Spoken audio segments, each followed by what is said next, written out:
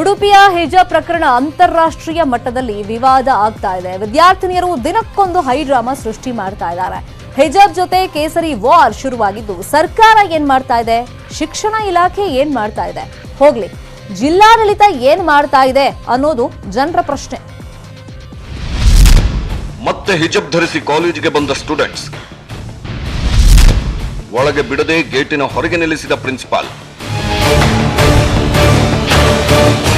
ಒಂದೊಂದು ಶಾಲೆಗೆ ಒಂದೊಂದು ರೀತಿಯ ನಿಯಮನ ಮಾಡಲಿಕ್ಕೆ ಆಗುವುದಿಲ್ಲ. ಇದನ್ನು ಇಷ್ಟು ದೊಡ್ಡ ಇಶ್ಯೂ ಮಾಡಿದವರು ಯಾರೋ ಅವರಿಗೆ ಸೂಕ್ತವಾದಂತಹ ಶಿಕ್ಷೆ ಸಿಗಲೇಬೇಕಾಗಿದೆ. ಫಸ್ಟ್ ಹಿಜಾಬನ್ನು ಧರಿಸಬಾರ್ದು, ಕೇಸರಿ ಶಾಲನ್ನು ಧರಿಸಬಾರ್ದು.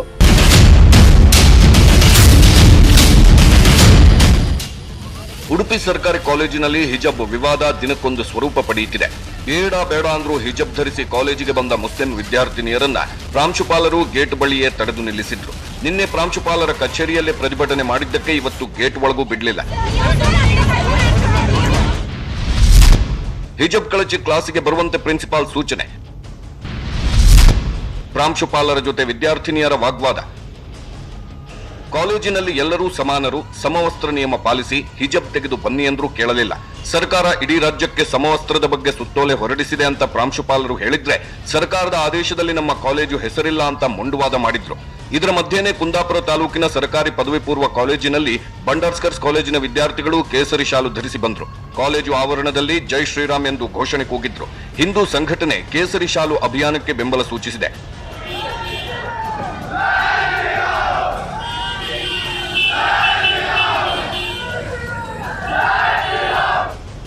ವಿದ್ಯಾರ್ಥಿಗಳ ಮಧ್ಯೆ ಧರ್ಮದ ವಿಷಬೀಜ ಯಾರು ಬಿತ್ತಿದ್ದಾರೋ ಗೊತ್ತಿಲ್ಲ. ಆದರೆ ಸ್ಟೂಡೆಂಟ್ಸ್ಗಳ ಹಿಜಾಬ್ ವರ್ಸಸ್ ಕೇಸರಿ ಈಗ ರಾಷ್ಟ್ರ ಅಂತಾರಾಷ್ಟ್ರೀಯ ಮಟ್ಟದಲ್ಲಿ ಚರ್ಚೆ ಆಗ್ತಿದೆ. ಅಧಿಕಾರಿಗಳು, ಸಚಿವರು ಒಬ್ಬೊಬ್ಬರು ಒಂದೊಂದು ಹೇಳಿಕೆ ಕೊಡ್ತಾ ಸುಮ್ಮನಾಗ್ತಿದ್ದಾರೆ. ಒಂದೊಂದು ಶಾಲೆಗೆ ಒಂದೊಂದು ರೀತಿಯ ನಿಯಮನ ಮಾಡಲಿಕ್ಕೆ ಆಗುವುದಿಲ್ಲ. ಅಕಸ್ಮಾತ್ ಆ ರೀತಿಯಲ್ಲಿ ಮಾಡಿದಾಗ ಏನು ಸರ್ಕಾರ ಕ್ರಮವನ್ನು ಕೈಗೊಳ್ಳಬೇಕು ಅದರ ಬಗ್ಗೆನೂ ಕೂಡ ಖಂಡಿತವಾಗಿ ಕ್ರಮವನ್ನು ಕೈಗೊಳ್ಳುವಂಥ ಕೆಲಸವನ್ನು ಕೂಡ ಮಾಡ್ತೇವೆ. ಆದರೆ ಈ ರೀತಿಯಲ್ಲಿ ಮಾಡುವಂಥದ್ದು ಯಾವತ್ತೂ ಕೂಡ ಸರಿಯಲ್ಲ. ಒಂದು ನಿಯಮವನ್ನು ಮಾಡಲೇಬೇಕಾಗ್ತದೆ. ಅದಕ್ಕಾಗಿ ತಜ್ಞರ ಸಮಿತಿ ಇದೆ. ಆ ತಜ್ಞರ ಸಮಿತಿಯ ವರದಿಯನ್ನು ತರಿಸ್ತೇನೆ ಮತ್ತು ಜಿಲ್ಲಾಡಳಿತದಲ್ಲಿ ಕೂಡ ಏನೇನಾಗಿದೆ ಇದನ್ನು ಕೂಡ ತಿಳ್ಕೊಂಡು ನಾನು ಏನು ಮಾಡಬೇಕು ಇದಕ್ಕಿಂತ ಗಮನ ಕೊಡುವ ಕೆಲಸ ಮಾಡ್ತೇನೆ. ನಮಗೆ ಧರ್ಮ ಆಚರಿಸಲಿಕ್ಕೆ, ಪೂಜೆ ಪುರಸ್ಕಾರ ಮಾಡಲಿಕ್ಕೆ ನಮ್ಮ ಚರ್ಚ್ ಇದೆ, ಮಸೀದಿಗಳಿದ್ದಾವೆ, ನಮ್ಮ ದೇವಸ್ಥಾನಗಳಿದ್ದಾವೆ. ಅಲ್ಲಿ ಏನು ಮಾಡಿದ್ರು ಸ್ವತಂತ್ರರು ನಾವು. ಕನಿಷ್ಠ ನಮ್ಮ ಶಾಲೆಗಳಲ್ಲಿ, ಶೈಕ್ಷಣಿಕ ವಾತಾವರಣದಲ್ಲಿ ಅಲ್ಲಾದರೂ ಕೂಡ ಈ ದೇಶದ ಐಕ್ಯತೆಯ ಬಗ್ಗೆ, ಸಮಗ್ರತೆಯ ಬಗ್ಗೆ ನಮ್ಮ ಮಕ್ಕಳು ಒಂದು ಸಂಸ್ಕಾರ ಪಡೆದೇ ಇದ್ರೆ ಹೆಂಗಾಗುತ್ತೆ ಹೇಳಿ. ಹಿಜಾಬನ್ನು ಧರಿಸಬಾರ್ದು, ಕೇಸರಿ ಶಾಲನ್ನು ಧರಿಸಬಾರ್ದು. ಹಿಜಾಬ್ ವಿಷಯದಲ್ಲಿ ಆಗ್ತಿರೋ ವಿವಾದಕ್ಕೆ ವಕ್ಫ್ ಬೋರ್ಡ್ ಅಧ್ಯಕ್ಷ ಮೌಲಾನಾ ಎನ್.ಕೆ. ಮೊಹಮ್ಮದ್ ಶಾಫಿ ಬೇಸರ ವ್ಯಕ್ತಪಡಿಸಿದ್ರು. ಒಂದು ಕಾಲೇಜಿನ ಘಟನೆ ದೇಶದಲ್ಲಿ ಕೋಮು ಕಿಚ್ಚು ಹೆಚ್ಚಾಗುವಂತೆ ಆಗಬಾರದು, ಸರ್ಕಾರದ ನಿಯಮ ಪಾಲಿಸಿ ಅಂತ ಕಿವಿಮಾತು ಹೇಳಿದ್ರು. ದುರದೃಷ್ಟಕರ ಇದು ಇಷ್ಟು ಸಣ್ಣ ಒಂದು ಇಶ್ಯೂ ಅಂತಾರಾಷ್ಟ್ರ ಮಟ್ಟದಲ್ಲಿ ಚರ್ಚೆ ಆಗ್ತಾ ಇದೆ ಅಂತ ಹೇಳಿದರೆ ನಮ್ಮ ಕರ್ನಾಟಕಕ್ಕೆ, ಅದೇ ರೀತಿಯಲ್ಲಿ ನಮ್ಮ ಭಾರತಕ್ಕೆ, ನಮ್ಮ ಜಾತ್ಯತೀತ ವ್ಯವಸ್ಥೆಗೆ ಒಂದು ಕಪ್ಪು ಚುಕ್ಕೆ ಅಂತ ನನಗೆ ಅನಿಸ್ತಾ ಇದೆ. ಇದು ಯಾರು ಮಾಡಿದವರು, ಇದನ್ನು ಇಷ್ಟು ದೊಡ್ಡ ಇಶ್ಯೂ ಮಾಡಿದವರು ಯಾರೋ ಅವರಿಗೆ ಸೂಕ್ತವಾದಂತಹ ಶಿಕ್ಷೆ ಸಿಗಲೇಬೇಕಾಗಿದೆ. ಫಸ್ಟ್ ಶಾಲಾ ಕಾಲೇಜುಗಳಲ್ಲಿ ವಸ್ತ್ರ ಸಂಹಿತೆ ಕಡ್ಡಾಯ ಮಾಡಿ ಅಂತ ಹಿಂದೂ ಜಾಗರಣ ವೇದಿಕೆಯಿಂದ ಸರ್ಕಾರಕ್ಕೆ ಪತ್ರ ಬರೆದು ಮನವಿ ಮಾಡಿದೆ. ಅಂದಾಗೆ ಹಿಜಾಬ್ ಧರಿಸೋದಕ್ಕೆ ಅವಕಾಶ ಕೊಡಿ ಅಂತ 4 ವಿದ್ಯಾರ್ಥಿನಿಯರು ಹೈಕೋರ್ಟ್ಗೆ ಅರ್ಜಿ ಹಾಕಿದ್ದಾರೆ.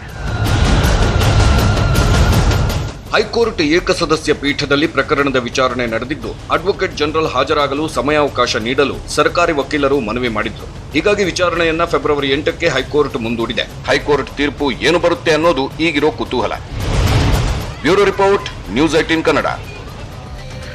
ಮಂತ್ರಿ ಸ್ಥಾನ ಗಿಟ್ಟಿಸಿಕೊಳ್ಳೋಕೆ ಬಿಜೆಪಿಯಲ್ಲಿ ಸಿಕ್ಕಾಪಟ್ಟೆ ಸರ್ಕಸ್ ನಡೀತಾ ಇದೆ. ಹಣಬಲ, ಜನಬಲ, ನಾಯಕರ ಬಲ, ಹೀಗೆ ಎಲ್ಲಾ ತರದ ಟ್ರಿಕ್ಸ್ಗಳು ಜೋರಾಗಿ ನಡೀತಾ ಇದೆ. ಈ ಮಧ್ಯೆ ರಮೇಶ್ ಜಾರಕಿಹೊಳಿಗೆ ಸಿಡಿ ಕೇಸ್ ಮತ್ತೆ ಕಂಟಕ ಆಗ್ತಾ ಇದ್ದು ಸುಪ್ರೀಂ ಕೋರ್ಟ್ ಕದ ತಟ್ಟೋಕೆ ಯುವತಿ ಪರ ವಕೀಲರು ರೆಡಿಯಾಗಿದ್ದಾರೆ.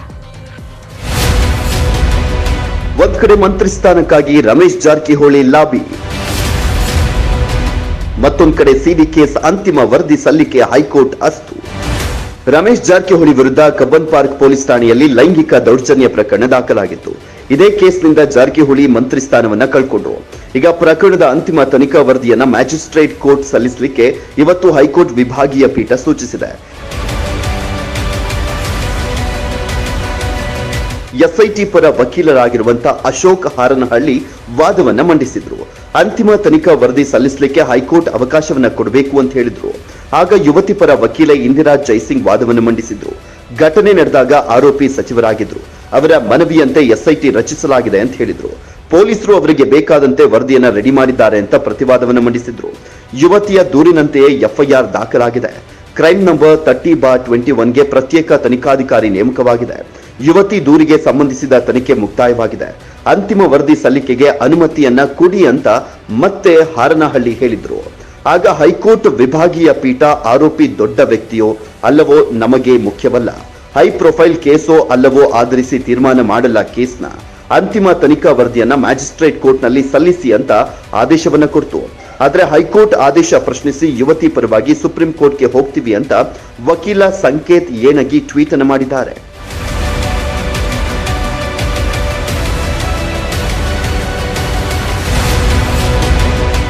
ಕೋರ್ಟ್ ಕೇಸ್ ಟೆನ್ಷನ್ ಬಿಟ್ಟು ಕುರ್ಚಿ ಲಾಬಿ.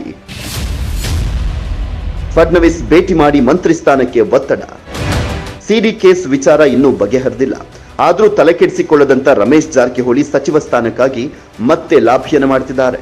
ಗೋವಾದಲ್ಲಿ ಖಾಸಗಿ ಹೋಟೆಲ್ನಲ್ಲಿ ಮಹಾರಾಷ್ಟ್ರ ಮಾಜಿ ಸಿಎಂ ದೇವೇಂದ್ರ ಫಡ್ನವೀಸ್ ಭೇಟಿಯನ್ನು ಮಾಡಿದ್ರು. ಫಡ್ನವೀಸ್ ಮೂಲಕ ಸಂಘ ಪರಿವಾರದ ನಾಯಕರ ಮೇಲೆ, ಕೇಂದ್ರದ ವರಿಷ್ಠರ ಮೇಲೆ ಒತ್ತಡವನ್ನು ಹಾಕಿ ಮಂತ್ರಿ ಸ್ಥಾನ ಗಿಟ್ಟಿಸೋಕೆ ಮತ್ತೆ ಓಡಾಡ್ತಿದ್ದಾರೆ. ಸೋಮವಾರ ದೆಹಲಿಗೆ ಸಿಎಂ ಅಂಡ್ ಟೀಮ್. ಸಚಿವ ಸಂಪುಟ ವಿಸ್ತರಣೆ, ಬಜೆಟ್ ಬಗ್ಗೆ ಚರ್ಚೆ, ರಾಜ್ಯದ ಜಲ ವಿವಾದಗಳ ಬಗ್ಗೆ ಸಮಾಲೋಚನೆ ಮಾಡೋಕೆ ಸೋಮವಾರ ಸಿಎಂ ದೆಹಲಿಗೆ ತೆರಳುತ್ತಿದ್ದಾರೆ. ಸಿಎಂ ಬೆನ್ನಲ್ಲೇ ರೇಣುಕಾಚಾರ್ಯ ಮತ್ತು ಬಸನಗೌಡ ಪಾಟೀಲ್ ಯತ್ನಾಳ್ ಕೂಡ ಮಂತ್ರಿ ಸ್ಥಾನಕ್ಕಾಗಿ ಲಾಭಿಯನ್ನ ಮಾಡೋಕೆ ದೆಹಲಿಗೆ ಹಾರ್ತಿದ್ದಾರೆ. ಇವತ್ತು ಬೆಂಗಳೂರಲ್ಲಿ ರಹಸ್ಯ ಸಭೆಯನ್ನ ನಡೆಸುವ ಮೂಲಕ ಎಲ್ಲ ತಯಾರಿಯನ್ನ ಮಾಡಿಕೊಳ್ತಿದ್ದಾರೆ. ಸಚಿವ ನಾರಾಯಣಗೌಡ ಸೇಲಾಗೋದ್ರಂತೆ.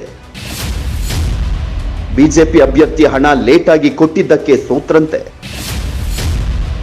ಮಂಡ್ಯದಲ್ಲಿ ಸಚಿವ ನಾರಾಯಣಗೌಡ ಹೇಳಿಕೆ. ಮಂಡ್ಯದ ಪ್ರವಾಸಿ ಮಂದಿರದ ಬಳಿ ಇವತ್ತು ದೊಡ್ಡ ಹೈಡ್ರಾಮಾ. ಬಿಜೆಪಿ ಕಾರ್ಯಕರ್ತರೊಬ್ಬರು ಸಚಿವ ನಾರಾಯಣಗೌಡ ಎದುರೇ ಮಂತ್ರಿಗಳೇ ನಿಮ್ಮನ್ನ ನಿಮ್ಮ PA ಕುಮಾರ್ ಬೇರೆಯವರಿಗೆ ಮಾರಿಬಿಟ್ರು ಅಂತ ಹೇಳಿದ್ರು. ಆಗ ಗಲಾಟೆ ಜೋರಾಯಿತು.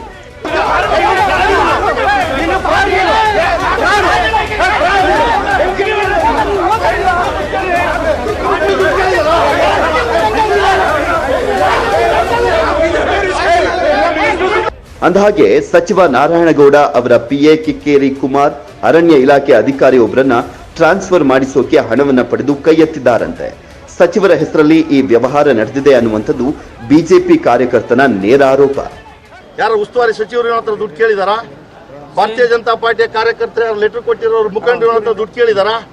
ಯಾರು ದುಡ್ಡು ಕೊಟ್ಟು ಕೇಳಿಲ್ಲ ಅಂತ ಹೇಳ್ತಾನೆ. ಹಂಗಿದ್ಮೇಲೆ ಹಿಂಗೆ ಯಾವ ಆಧಾರದ ಮೇಲೆ ಇವನು ದುಡ್ಡನ್ನ ಮಾರ್ಕೊಂಡಿದ್ದಾರೆ ಅಂತ ಹೇಳ್ದ. ಇವನು ಯಾವ್ದೋ ವರ್ಗಾವಣೆಗೆ ಸಂಬಂಧಪಟ್ಟಂಗೆ ಅವನ ಪಕ್ಷದ ಬಗ್ಗೆ ಬಿಜೆಪಿ ಬಗ್ಗೆ ಪಕ್ಷದ ಬಗ್ಗೆ ಮಾತಾಡೋಕೆ ಏನಿದೆ? ಅವನ ನೈತಿಕತೆ ಏನಿದೆ? ಯೋಗ್ಯತೆ ಏನಿದೆ ಅವನಿಗೆ? ಸಚಿವರ ದುಡ್ಡಿನ ವಿಷಯ ಇಷ್ಟಕ್ಕೆ ಮುಗಿಯಲ್ಲ. ಮಂಡ್ಯದಲ್ಲಿ ಬಿಜೆಪಿ ಪರಿಷತ್ ಅಭ್ಯರ್ಥಿ ಸೋಲಿಗೆ ದುಡ್ಡೇ ಕಾರಣವಂತೆ.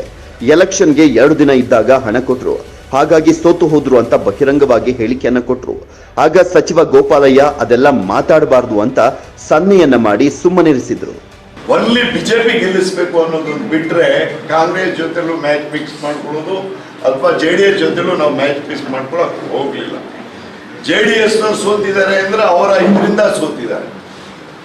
ಈ ವ್ಯಕ್ತಿ 2 ದಿನ ಮುಂಚೆ ದುಡ್ಡು ಕೊಟ್ಟ, ಅವರು ಲೇಟ್ ಮಾಡಿ ಅವೆಲ್ಲ ಅಲ್ಲೆಲ್ಲ ಲೇಟ್ ಸಾರಿ ಅದರಿಂದ ಅವರ ಚುನಾವಣೆ ಇದಿಷ್ಟು ಬಿಜೆಪಿ ಕತೆ. ಆದ್ರೆ ಸಿಎಂ ಇಬ್ರಾಹಿಂ ಕಾಂಗ್ರೆಸ್ ಬಿಟ್ಟು ಸಿದ್ದರಾಮಯ್ಯ ವಿರೋಧಿಗಳನ್ನೆಲ್ಲ ಒಗ್ಗೂಡಿಸ್ತಾ ಇದ್ದಾರೆ. ಇದಕ್ಕೆ ಸಿದ್ದರಾಮಯ್ಯ ರಿಯಾಕ್ಟ್ ಮಾಡಿದ್ರು.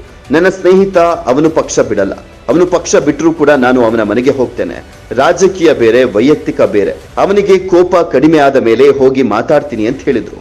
ಇಬ್ರಾಹಿಂ ನನಗೆ ಒಳ್ಳೆ ಸ್ನೇಹಿತ, ಬಹಳ ವರ್ಷಗಳಿಂದ ಸ್ನೇಹಿತ, ಜನತಾ ಪಾರ್ಟಿ ದಿನಗಳಿಂದ is my good friend of mind. ನೋಡಪ್ಪ, ರಾಜಕಾರಣ ಬೇರೆ, ವೈಯಕ್ತಿಕ ಸಂಬಂಧಗಳು ಬೇರೆ ಅಲ್ವಾ. ಅವ್ನ ಸ್ನೇಹ ಇದ್ದೇ ಇರ್ತದೆ. ಅವ್ನು ನಮ್ಗೆ ಬಿಟ್ಟು ಹೋದ್ರೂ ಸ್ನೇಹಿತನೇ, ಇದ್ರೂ ಸ್ನೇಹಿತನೇ, ಎಲ್ಲ ಸ್ನೇಹ. ಅಡಿಗೆ ಮಾಡಿಸ್ತಾನೆ, ಚೆನ್ನಾಗಿ ಅಡಿಗೆ ಮಾಡಿಸ್ತಾನೆ, ಸ್ಪೆಷಲ್ ಆಗಿ ಮಾಡಿಸ್ತಾನೆ. ನಾವು ಹೋದಾಗ ಆಮೇಲೆ ಬಿರಿಯಾನಿ ತಿನ್ನಕ್ಕೆ ಹೋಗ್ತೀವಿ. ಇನ್ನು ಸಿದ್ದರಾಮಯ್ಯ ವಿರುದ್ಧ ಸಿಎಂ ರೇಸ್ನಲ್ಲಿರುವಂತಹ ಡಿಕೆ ಶಿವಕುಮಾರ್ ಹಾಸನದ ಬೀಕನಹಳ್ಳಿ ಗ್ರಾಮದ ಶ್ರೀ ಪುರದಮ್ಮ ದೇವಿಗೆ ಅಳಿಯ ಮಗಳ ಜೊತೆ ಬಂದು ಪೂಜೆಯನ್ನ ಸಲ್ಲಿಸಿದ್ರು. ಜೊತೆಗೆ ಡಿಕೆ ಶಿವಕುಮಾರ್ ಮುಖ್ಯಮಂತ್ರಿ ಆಗ್ಲಿ ಅಂತಲೂ ಕೂಡ ಹರಕೆಯನ್ನ ಕಟ್ಟಿಕೊಂಡಿದ್ದಾರೆ ಅಂತ ಗೊತ್ತಾಗಿದೆ. Bureau report, news 18 Kannada. 2020ರಲ್ಲಿ ಭಾರತ ಚೀನಾ ಮಧ್ಯೆ ಗಲ್ವಾನ್ ಕಣಿವೆಯಲ್ಲಿ ದೊಡ್ಡ ಸಂಘರ್ಷ ನಡೆದಿತ್ತು. ಭಾರತದ 20 ಸೈನಿಕರು ಹುತಾತ್ಮರಾಗಿದ್ರು. ಆದರೆ ಚೀನಾದ ಸೈನಿಕರ ಸಾವನ್ನ ಸರ್ಕಾರ ಮುಚ್ಚಿಟ್ಟು 5 ಜನ ಸತ್ತಿದ್ದು ಅಂತ ಹೇಳ್ತಾ ಇತ್ತು. ಈಗ ಆ ಘರ್ಷಣೆಯ ಅಸಲಿ ಸತ್ಯ ಹೊರಬಿದ್ದಿದೆ. ಅಷ್ಟೇ ಅಲ್ಲ, ಗಲ್ವಾನ್ ಗಲಾಟೆಯಲ್ಲಿ ಸಾವು ಗೆದ್ದ ಕಮಾಂಡರ್ಗೆ ಬೀಜಿಂಗ್ ಒಲಿಂಪಿಕ್ಸ್ ಗೌರವ ಕೊಟ್ಟಿದೆ ಚೀನಾ.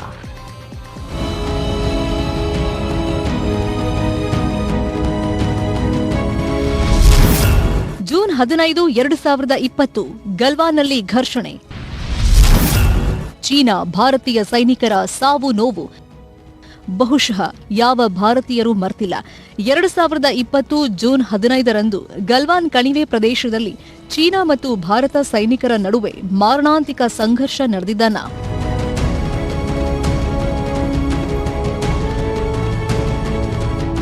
ಅವತ್ತು ಸೈನಿಕರ ಸಂಘರ್ಷದಲ್ಲಿ ಭಾರತದ 20 ವೀರ ಯೋಧರು ಹುತಾತ್ಮರಾಗಿದ್ರು. ವೀರ ಯೋಧರ ಸಾವನ್ನ ಭಾರತ ಸರ್ಕಾರ ಘಂಟಾಘೋಷವಾಗಿ ಜಗತ್ತಿಗೆ ತಿಳಿಸಿತ್ತು. ಆದರೆ ಚೀನಾ ಸರ್ಕಾರ ಸೈನಿಕರ ಸಾವಿನ ಲೆಕ್ಕ ಮುಚ್ಚಿಟ್ಟು ಕೇವಲ 5 ಸೈನಿಕರು ಸತ್ತಿದ್ದು ಅಂತ ಜಗತ್ತನ್ನೇ ನಂಬಿಸಿತ್ತು. ಆದ್ರೀಗ ಸಾವಿನ ಅಸಲಿ ಲೆಕ್ಕ ಹೊರಬಿದ್ದಿದೆ. ಗಲ್ವಾನ್ ಕಣಿವೆಯಲ್ಲಿ ಸತ್ತಿದ್ದು 38 ಚೀನಾ ಸೈನಿಕರು. ಆಸ್ಟ್ರೇಲಿಯಾದ ಕ್ಲಾಕ್ಸನ್ ಪತ್ರಿಕೆಯಿಂದ ಸತ್ಯ ಬಯಲು. 2020ರಲ್ಲಿ ಗಲ್ವಾನ್ ಕಣಿವೆ ಸಂಘರ್ಷದಲ್ಲಿ ಭಾರತಕ್ಕಿಂತ ಚೀನಾಗೆ ಹೆಚ್ಚು ಹಾನಿಯಾಗಿದ್ದು, ಗಲ್ವಾನ್ ಕಣಿವೆಯಲ್ಲಿ ಸತ್ತಿದ್ದು 38 ಚೀನಾ ಸೈನಿಕರು ಅನ್ನೋ ಸ್ಫೋಟಕ ವರದಿ ಇವತ್ತು ಬಹಿರಂಗವಾಗಿದೆ.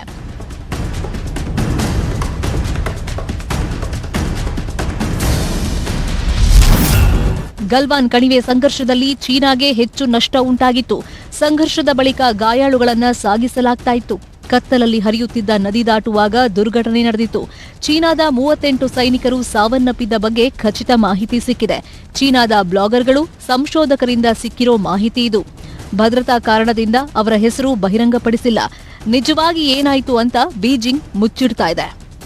ಇದು ಆಸ್ಟ್ರೇಲಿಯಾದ ಖ್ಯಾತ ಪತ್ರಿಕೆ ಕ್ಲಾಕ್ಸನ್ ಮಾಡಿರೋ ವರದಿ. ಅವತ್ತು ಗಲ್ವಾನ್ ದುರಂತದ ಬಳಿಕ ಭಾರತೀಯರು ಚೀನಾ ವಸ್ತುಗಳ ಖರೀದಿ ಮೇಲೆ ಸಮರ ಸಾರಿದ ಮೇಲೆ ಚೀನಾ ಸರ್ಕಾರ ಇವತ್ತಿಗೂ ಚೇತರಿಸಿಕೊಂಡಿಲ್ಲ. ಗಲ್ವಾನ್ ಸಂಘರ್ಷದಲ್ಲಿ ಗಾಯಗೊಂಡಿದ್ದ ಕಮಾಂಡರ್, ಅದೇ ಕಮಾಂಡರ್ಗೆ ಬೀಜಿಂಗ್ ಒಲಿಂಪಿಕ್ಸ್ ಗೌರವ. ಅಂದಹಾಗೆ ಬೀಜಿಂಗ್ನಲ್ಲಿ 2022ರ ಒಲಿಂಪಿಕ್ಸ್ ಶುರುವಾಗ್ತಾ ಇದೆ. ಈ ಒಲಿಂಪಿಕ್ಸ್ ಜ್ಯೋತಿ ಹಿಡಿತಾ ಇರೋದು ಬೇರ್ಯಾರೂ ಅಲ್ಲ, ಗಲ್ವಾನ್ ಗಲಾಟೆಯಲ್ಲಿ ಭಾರತೀಯ ಸೈನಿಕರು ಕೊಟ್ಟ ಏಟಿಗೆ 3 ತಿಂಗಳು ಆಸ್ಪತ್ರೆಯಲ್ಲಿದ್ದ ಚೀನಾ ಕಮಾಂಡರ್ ಕಿ ಫೆಬಾವೋ. ಇದೇ ಚೀನಾ ಕಮಾಂಡರ್ಗೆ ಬೀಜಿಂಗ್ ಒಲಿಂಪಿಕ್ಸ್ ಜ್ಯೋತಿ ಹಿಡಿಯುವ ಅವಕಾಶವನ್ನ ಚೀನಾ ಕಲ್ಪಿಸಿದೆ. ಬೀಜಿಂಗ್ ಒಲಿಂಪಿಕ್ಸ್ 2022ರ ಉದ್ಘಾಟನೆ ಮತ್ತು ಸಮಾರೋಪ ಸಮಾರಂಭಕ್ಕೆ ಭಾರತ ಬಹಿಷ್ಕಾರ. 20 ಭಾರತೀಯ ಸೈನಿಕರ ಸಾವಿಗೆ ಕಾರಣ ಆಗಿದ್ದ ಚೀನಾದ ಕಮಾಂಡರ್ಗೆ ಯಾವಾಗ ಒಲಿಂಪಿಕ್ಸ್ ಜ್ಯೋತಿ ಹಿಡಿಯೋಕೆ ಚೀನಾ ಅವಕಾಶ ಕೊಡ್ತೋ ಭಾರತದ ಕಣ್ಣು ಕೆಂಪಗಾಯಿತು. ಬೀಜಿಂಗ್ ಒಲಿಂಪಿಕ್ಸ್ 2022ರ ಉದ್ಘಾಟನೆ ಮತ್ತು ಸಮಾರೋಪ ಸಮಾರಂಭದಲ್ಲಿ ಭಾರತ ಭಾಗವಹಿಸ್ತಾ ಇಲ್ಲ. ಒಟ್ನಲ್ಲಿ ಗಲ್ವಾನ್ ಸಂಘರ್ಷ ಇತಿಹಾಸದಲ್ಲಿ ಅಚ್ಚಳಿಯದೆ ಉಳಿದ ದುರ್ಘಟನೆಯಾಗಿದ್ದು, ಚೀನಾದ ಗುಳ್ಳೆನರಿ ಬುದ್ಧಿ ಒಂದೊಂದಾಗಿ ಹೊರಗಡೆ ಬರ್ತಾ ಇದೆ. Bureau report, news 18 Kannada. ಇವತ್ತು ಒಂದು ವಿಡಿಯೋ ವೈರಲ್ ಆಗಿತ್ತು. ಕಾಲೇಜ್ ಹುಡುಗ ಹಾಸ್ಟೆಲ್ಗೆ ತನ್ನ ಗರ್ಲ್ ಫ್ರೆಂಡ್ ಅನ್ನ ಲಗೇಜ್ ಬ್ಯಾಗ್ ನಲ್ಲಿ ಯಾರಿಗೂ ಕಾಣದಂತೆ ಹಾಕೊಂಡು ಬಂದಿದ್ದ. ಆದ್ರೆ ಸೆಕ್ಯೂರಿಟಿ ಚೆಕ್ ಮಾಡಿದಾಗ ಸಿಕ್ಬಿದ್ದಿದ್ದ. ಈ ವಿಡಿಯೋ ಉಡುಪಿಯ ಮಣಿಪಾಲ್ ವಿವಿಯ MIT ಕ್ಯಾಂಪಸ್ ನಲ್ಲಿ ನಡೆದಿತ್ತು ಅಂತ ವೈರಲ್ ಮಾಡ್ತಾ ಇದ್ರು. ಆದ್ರೆ ಅದು 2019ರಲ್ಲಿ ಡೆಹ್ರಾಡೂನ್ ಹಾಸ್ಟೆಲ್ನಲ್ಲಿ ನಡೆದಿದ್ದು ನಮ್ಮದಲ್ಲ ಅಂತ ಮಣಿಪಾಲ್ ವಿವಿಯ ಮಾಧ್ಯಮ ವಕ್ತಾರ ಸ್ಪೀಕರ್ ಸ್ಪಷ್ಟನೆಯನ್ನ ಕೊಟ್ಟಿದ್ದಾರೆ.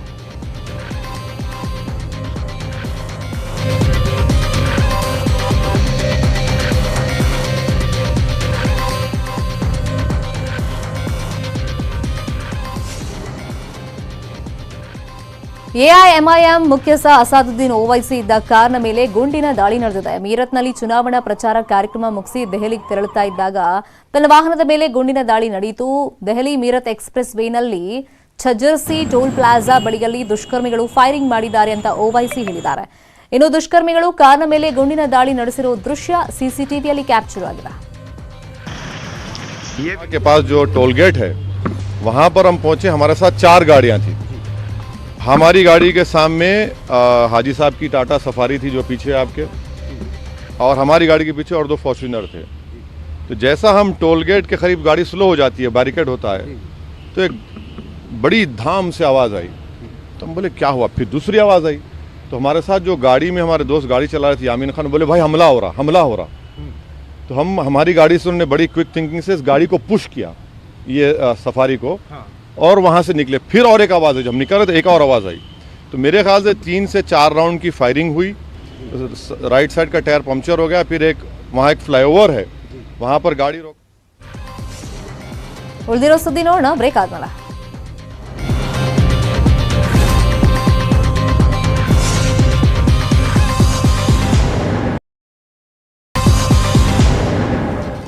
Welcome back. ಕರ್ನಾಟಕದ ಮುಜರಾಯಿ ಇಲಾಖೆ ವ್ಯಾಪ್ತಿಯ ದೇವಸ್ಥಾನದ ಹಣ ಏನಾಗ್ತಾ ಇದೆ, ಭಕ್ತರು ಕೊಡ್ತಾ ಇರೋ ಕಾಣಿಕೆ, ಆಭರಣಗಳು, ಹಣದ ಲೆಕ್ಕ ಎಷ್ಟು, ಈ ಸತ್ಯ ಸರ್ಕಾರಕ್ಕೂ ಗೊತ್ತಾಗ್ತಾ ಇಲ್ಲ. ಯಾಕಂದ್ರೆ ಮುಜರಾಯಿ ಇಲಾಖೆಗೆ ಒಳಪಟ್ಟ ದೇವಸ್ಥಾನಗಳಲ್ಲಿ 10 ವರ್ಷಗಳಿಂದ ಆಡಿಟಿಂಗ್ ನಡೆಸಿಲ್ಲ. ಜನವರಿ ಅಂತ್ಯಕ್ಕೆ ಆಡಿಟ್ ಮಾಡಿ ವರದಿ ಕೊಡಿ ಅಂತ ಸಚಿವೆ ಶಶಿಕಲಾ ಜೊಲ್ಲೆ ಹೇಳಿದ್ರು, ವರದಿ ಕೊಟ್ಟಿಲ್ಲ. ನಿಷ್ಠಾವಂತ ಅಧಿಕಾರಿ ರೋಹಿಣಿ ಸಿಂಧೂರಿ ಅವರಂತ ಆಯುಕ್ತರಿದ್ರು, ಆಡಿಟಿಂಗ್ ಮುಗಿದಿಲ್ಲ. ಈ ಬಗ್ಗೆ ನ್ಯೂಸ್ 18 ಕನ್ನಡ ವರದಿ ಮಾಡಿದ ಮೇಲೆ ಸಚಿವೆ ಶಶಿಕಲಾ ಜೊಲ್ಲೆ ಮಾರ್ಚ್ ಒಳಗೆ ಎಲ್ಲ ಲೆಕ್ಕ ರೆಡಿ ಆಗುತ್ತೆ ಅಂತ ಹೇಳಿದ್ದಾರೆ. ಕೊಟ್ಟಂತ ದುಡ್ಡು ಎಲ್ಲೂ ಕೂಡ ಪೋಲ್ ಆಗಬಾರ್ದು. 8-10 ವರ್ಷಗಳಿಂದ ಮುಂಚೆ ಏನು ನಡೆದು ಬಂದಿದೆಯೋ, ಆಡಿಟ್ ಆಗಿಲ್ಲ ಅದು ಅಲ್ಲೇ ಬಿಟ್ಬಿಡೋದು, ಆ ರೀತಿ ಆಗಬಾರ್ದು. ಭಕ್ತಾದಿಗಳು ಕೊಟ್ಟಂತ ದಾನ, ಆ ದೇವಸ್ಥಾನಕ್ಕೆ ಕೊಟ್ಟಂತ ಏನು ಉಡುಗೊರೆ ಇರ್ಬೋದು ಅಥವಾ ಮತ್ತೆ ಹುಂಡಿ ರೂಪದಲ್ಲಿ ಇರ್ಬೋದು, ಅದೆಲ್ಲಾನು ಕೂಡ ಕರೆಕ್ಟ್ ಆಗಿ ರಿಪೋರ್ಟ್ ಸಿಗಬೇಕು. ಅದನ್ನ ತಗೊಳ್ಳುವಂತ ಪ್ರಯತ್ನ ನಮ್ಮ ಸರ್ಕಾರ ಮಾಡ್ತಾ ಇದೆ. ಇನ್ ಮುಂದೆ ಕೂಡ ಅವರು ಧೈರ್ಯವಾಗಿರ್ಬೋದು. ಒಂದು ನ್ಯಾಷನಲೈಸ್ ಬ್ಯಾಂಕಿಗೆ ಟೈ ಅಪ್ ಮಾಡಿಕೊಂಡು ಅವರು ಆನ್ಲೈನ್ ಅಲ್ಲೂ ಕೂಡ ಮಾಡಿದ್ರೆ ಸರಿಯಾದ ರಿಪೋರ್ಟ್ ನಮ್ಮ ಕೈಗೆ ಸಿಗ್ತದೆ ಅನ್ನುವಂತ ಒಂದು ಕ್ರಮ ಕೂಡ ವಹಿಸ್ತಾರೆ. ರಾಹುಲ್ ಗಾಂಧಿ ಬಿಜೆಪಿ ವಿರುದ್ಧ ಎಷ್ಟು ಸಿಟ್ಟು ಹೊರಹಾಕಬೇಕು ಅಷ್ಟೂ ಸಿಟ್ಟನ್ನ ಹೊರಹಾಕ್ತಾ ಇದ್ದಾರೆ. ನಿನ್ನೆ ಸಂಸತ್ ಕಲಾಪದಲ್ಲಿ ಮಾತನಾಡಿದ ರಾಹುಲ್, ಇಲ್ಲಿ 2 ಭಾರತಗಳಿವೆ. ಮೊದಲನೇದು ಶ್ರೀಮಂತರಿಗೆ ಸೇರಿದ ಭಾರತ, ಎರಡನೇದು ಬಡವರಿಗೆ ಸೇರಿದ ಭಾರತ ಅಂತ ಹೇಳಿದ್ರು. ಭಾರತವು ರಾಜ್ಯಗಳ ಒಕ್ಕೂಟವಾಗಿದೆ. ವ್ಯಕ್ತಿಯೊಬ್ಬ ರಾಜಾಡಳಿತ ನಡೆಸೋಕೆ ಸಾಧ್ಯ ಇಲ್ಲ. ಬಿಜೆಪಿಯ ದೋಷಪೂರಿತ ದೃಷ್ಟಿಕೋನವು ನಮ್ಮ ದೇಶವನ್ನ ದುರ್ಬಲಗೊಳಿಸಿದೆ ಅಂತ ಮಾತನಾಡಿದ್ರು. ಇದು ದೇಶದ ಜನರನ್ನ ಪ್ರಚೋದಿಸಿದ ಭಾಷಣ ಅಂತ ಬಿಜೆಪಿ ಸಂಸದ ನಿಶಿಕಾಂತ್ ದುಬೆ ಆರೋಪ ಮಾಡಿದ್ದಾರೆ. ಅಷ್ಟೇ ಅಲ್ಲ, ರಾಹುಲ್ ವಿರುದ್ಧ ಹಕ್ಕುಚ್ಯುತಿ ಹಾಗೂ ಸದನದ ನಿಂದನೆಗೆ ಸಂಬಂಧಪಟ್ಟಂತೆ ದುಬೆ ನೋಟಿಸ್ ನೀಡಿದ್ದಾರೆ. ಇನ್ನೊಂದು ಕಡೆ ದೆಹಲಿಯ ಅಮರ್ ಜವಾನ್ ಜ್ಯೋತಿಯನ್ನ ಯುದ್ಧ ಸ್ಮಾರಕದಲ್ಲಿ ವಿಲೀನ ಮಾಡಿದ್ದನ್ನ ಖಂಡಿಸಿದ್ದ ರಾಹುಲ್ ಇವತ್ತು ಛತ್ತೀಸ್ಗಢದಲ್ಲಿ ಅಮರ್ ಜವಾನ್ ಜ್ಯೋತಿ ಎಂಬ ಶಾಶ್ವತ ಜ್ವಾಲೆಯ ಸ್ಮಾರಕದ ಅಡಿಪಾಯವನ್ನು ಹಾಕಿದ್ದಾರೆ. ಸಹಜವಾಗಿ ಇದು ಬಿಜೆಪಿಯವರನ್ನ ಕೆರಳಿಸಿದೆ. ನಟ ಪುನೀತ್ ರಾಜ್ಕುಮಾರ್ ಕುಟುಂಬಕ್ಕೆ ಟಾಲಿವುಡ್ ಸ್ಟಾರ್ ಅಲ್ಲು ಅರ್ಜುನ್ ಸಾಂತ್ವನವನ್ನ ಹೇಳಿದರು. ಬೆಂಗಳೂರಿಗೆ ಬಂದ ಅಲ್ಲು ಅರ್ಜುನ್ ಮೊದಲು ಶಿವರಾಜ್ ಕುಮಾರ್ ಹಾಗೂ ಅಶ್ವಿನಿ ಪುನೀತ್ ರಾಜ್ಕುಮಾರ್ ಮನೆಗೆ ಭೇಟಿ ನೀಡಿ ಸಾಂತ್ವನ ಹೇಳಿದರು. ಬಳಿಕ ಪುನೀತ್ ಸಮಾಧಿಗೆ ಭೇಟಿ ನೀಡಿ ಅಲ್ಲಿ ಅಪ್ಪು ಸಮಾಧಿ ನೋಡಿ ಭಾವುಕರಾದರು. ಬಳಿಕ ಮಾತನಾಡಿದ ನಟ ಅಪ್ಪು ಜೊತೆಗಿನ ತಮ್ಮ ನೆನಪುಗಳನ್ನು ಶೇರ್ ಮಾಡಿಕೊಂಡ್ರು. ಚೆನ್ನೈನಲ್ಲಿ ಡ್ಯಾನ್ಸ್ ಕಾರ್ಯಕ್ರಮವೊಂದಕ್ಕೆ ನಾವು ಹೋಗಿದ್ವಿ ಅಂತ ಹೇಳಿದ್ರು. ಅದೆಲ್ಲ ಆದ್ಮೇಲೆ ಪಾರ್ವತಮ್ಮ ರಾಜ್ ಹಾಗೇನೆ ಅಂಬಿ ಸಮಾಧಿಗೂ ಕೂಡ ನಮಿಸಿದ್ರು.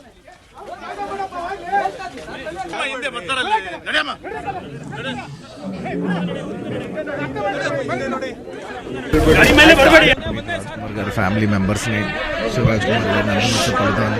ఇవాళ వచ్చి అందరినీ పర్సనల్గా కలిశాను. అండ్ ఇలాంటి విషయాలు నాకు నిజంగా చెప్పడానికి కూడా ఎక్కువ లేదు. నేను సినిమా బిజీలో ఉండి రాలేదు. అంతా ఒకసారి పుష్ప ఇదంతా అయిపోయిన తర్వాత నేను కామ్గా ఉన్నప్పుడు ఒకసారి వద్దాం అనుకున్నాను. సో నేను వచ్చి I paid my respects. And నిజంగా నాకు ఎక్కువ చెప్పడానికి ఏం లేదు. Thank you so much. ಮೈಸೂರಿನ ಶಕ್ತಿಧಾಮ ಮಕ್ಕಳ ಜೊತೆ ನಟ ಶಿವರಾಜ್ ಕುಮಾರ್ ದಂಪತಿ ನಂದಿ ಬೆಟ್ಟಕ್ಕೆ ಭೇಟಿ ನೀಡಿತು. ಭುವನಂದೀಶ್ವರ ದೇವಸ್ಥಾನದಲ್ಲಿ ಪೂಜೆ ಮಾಡಿದ್ರು. ನಂದಿ ಬೆಟ್ಟ, ಬೇಸಿಗೆ ಅರಮನೆ ಎಲ್ಲವನ್ನೂ ನೋಡಿ ಮಕ್ಕಳು ಖುಷಿಪಟ್ಟರು. ಮಧ್ಯಾಹ್ನ ಶಿವರಾಜ್ ಕುಮಾರ್ ಮನೆಯಲ್ಲೇ ಮಕ್ಕಳಿಗೆ ಭೋಜನ ವ್ಯವಸ್ಥೆನೂ ಆಗಿತ್ತು.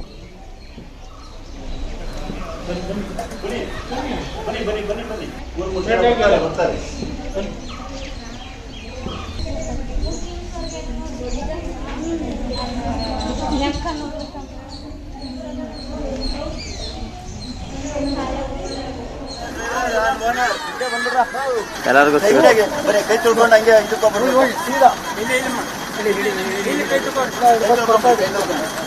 ಮುಖ ತೋರಿಸಿ ಹೇಳಿ ಸಾಕು ಬನ್ನಿ.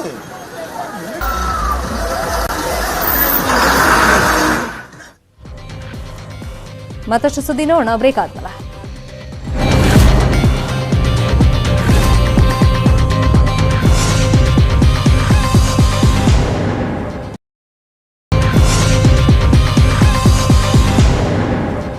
Welcome back. ಮಂಡ್ಯದಲ್ಲಿ ಜಿಲ್ಲಾ ಪಂಚಾಯತ್ನ ಶ್ರೀರಂಗಪಟ್ಟಣ ಇಒ ಭೈರಪ್ಪ ಅವರ ವಿರುದ್ಧ ಲಂಚದ ಆರೋಪ ಕೇಳಿಬಂದಿದೆ. ಶ್ರೀರಂಗಪಟ್ಟಣ ವ್ಯಾಪ್ತಿಯ ಎಲ್ಲಾ ಪಿಡಿಒಗಳಿಂದ ಪರ್ಸೆಂಟೇಜ್ ಕೇಳ್ತಾ ಇದ್ದಾರೆ ಅನ್ನೋ ಆರೋಪ ಕೇಳಿಬಂದಿದೆ. ಕಾಮಗಾರಿ ಹಾಗೂ ಯೋಜನೆಗಳ ಬಿಲ್ ಮಂಜೂರು ಮಾಡೋದಕ್ಕೆ ಭೈರಪ್ಪ 30% ಕೇಳ್ತಾ ಇದ್ದಾರಂತೆ. ಹಣ ಕೊಡ್ಲಿಲ್ಲ ಅಂದ್ರೆ ಬಿಲ್ ಮಂಜೂರು ಮಾಡಲ್ಲ ಅಂತೂ ಪಿಡಿಒಗಳಿಗೆ ಕಿರುಕುಳ ಕೊಡ್ತಾ ಇದ್ದಾರಂತೆ. ಇನ್ನು ಇಒ ಕಿರುಕುಳಕ್ಕೆ ಬೇಸತ್ತು ಪಿಡಿಒಗಳು ಜಿಲ್ಲಾ ಪಂಚಾಯತ್ ಸಿಇಒ ಮತ್ತು ಪಂಚಾಯತ್ ರಾಜ್ ಇಲಾಖೆಯ ಅಧಿಕಾರಿಗಳಿಗೆ ದೂರನ್ನ ಕೊಟ್ಟಿದ್ದಾರೆ. ಇಒ ಭೈರಪ್ಪ ಪರ್ಸೆಂಟೇಜ್ ಕೇಳ್ತಿರುವಂತ ಆಡಿಯೋ ಮತ್ತೆ ವಿಡಿಯೋ ವೈರಲ್ ಆಗಿದೆ. ಇನ್ನು ಈ ಬಗ್ಗೆ ನ್ಯೂಸ್ 18 ನಲ್ಲಿ ವರದಿ ಪ್ರಸಾರ ಆಗ್ತಾ ಇದ್ದಂತೆ ಅಧಿಕಾರಿ ಭೈರಪ್ಪರನ್ನ ಸಸ್ಪೆಂಡ್ ಮಾಡಲಾಗಿದೆ. ಗ್ರಾಮೀಣಾಭಿವೃದ್ಧಿ ಸಚಿವ ಕೆಎಸ್ ಈಶ್ವರಪ್ಪ ಸೂಚನೆಯಂತೆ ಭೈರಪ್ಪರನ್ನ ಅಮಾನತುಗೊಳಿಸಲಾಗಿದೆ. ಇನ್ನು ಮಂಡ್ಯ ಉಸ್ತುವಾರಿ ಸಚಿವ ಗೋಪಾಲಯ್ಯ ಪ್ರತಿಕ್ರಿಯೆ ಕೊಟ್ಟಿದ್ದು, ಯಾರೇ ಇತರೆ ಅಧಿಕಾರಿಗಳು ತಪ್ಪು ಮಾಡಿದ್ರು ಕ್ರಮ ಕೈಗೊಳ್ತೀವಿ ಅಂತ ಹೇಳಿದ್ದಾರೆ. ಈಗಾಗಲೇ ಅಧಿಕಾರಿಗಳಿಗೆ ಸೂಚನೆ ಕೊಟ್ಟಿದ್ದೇನೆ. ಅವನ್ನ ಸಸ್ಪೆಂಡ್ ಮಾಡೋದಕ್ಕೆ ಸರ್ಕಾರಕ್ಕೆ ಕಳಿಸ್ಕೊಟ್ಟು ಆಮೇಲೆ ಎನ್ಕ್ವೈರಿ ಮಾಡಿ ಅಂತಕ್ಕಂಥದ್ದು ಸೂಚನೆ ಕೊಟ್ಟಿದ್ದೆ. ನನಗೆ ಬೆಳಗ್ಗೆ ಬೆಂಗಳೂರು ಬಿಡ್ತಕ್ಕಂಥ ಸಂದರ್ಭದಲ್ಲಿ TV 18 ಅವರಿಂದ ಇದಿರು ಮಾಡಿದ್ರು. ನಾನು ಬರ್ತಾ ದಾರಿನಲ್ಲೇ ಅಧಿಕಾರಿಗಳ ಜೊತೆ ಮಾತಾಡಿದ್ದೇನೆ. ಅವ್ರ ಮೇಲೆ ಕ್ರಮ ವಹಿಸೋದಕ್ಕೆ ಸೂಚನೆ ಕೊಟ್ಟಿದ್ದೇನೆ. ಸರ್ಕಾರಕ್ಕೆ ಕಳಿಸಿರ್ತಕ್ಕಂಥದ್ದನ್ನ ಹೇಳಿದ್ದೇನೆ. ಕಳಿಸಿದ್ದಾರೆ, ಸರ್ಕಾರಕ್ಕೆ ಕಳಿಸಿದ್ದಾರೆ. ನಾನು ಅಲ್ಲಿ ಬೆಂಗಳೂರಿನಲ್ಲಿ ಯಾವ ಅಧಿಕಾರಿಗಳ ಹತ್ರ ಮಾತಾಡಬೇಕು, ತಕ್ಷಣ ಅವನ್ನ ಸಸ್ಪೆಂಡ್ ಮಾಡಿ ಎನ್ಕ್ವೈರಿ ಮಾಡೋದಕ್ಕೆ. ಇದೀಗ ಇತರೆ ಪ್ರಮುಖ ಸುದ್ದಿ ನೋಡೋಣ ಎಕ್ಸ್‌ಪ್ರೆಸ್ 18 ನಲ್ಲಿ.